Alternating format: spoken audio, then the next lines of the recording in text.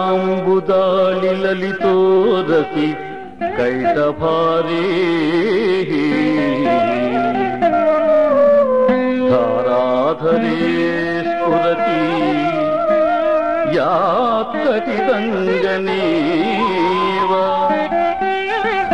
మాతః సమస్త జగతాం మహనీయమక్షీ భద్రాణి మే దిశతు భార్గవనందనాయ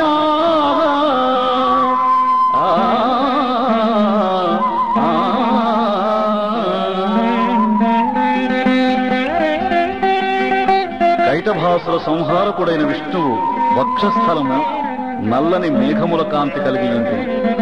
దానిపైన లక్ష్మీదేవి మేఘము యొక్క కడుపులో మెరుపు తీగవలే తోచుచుండును.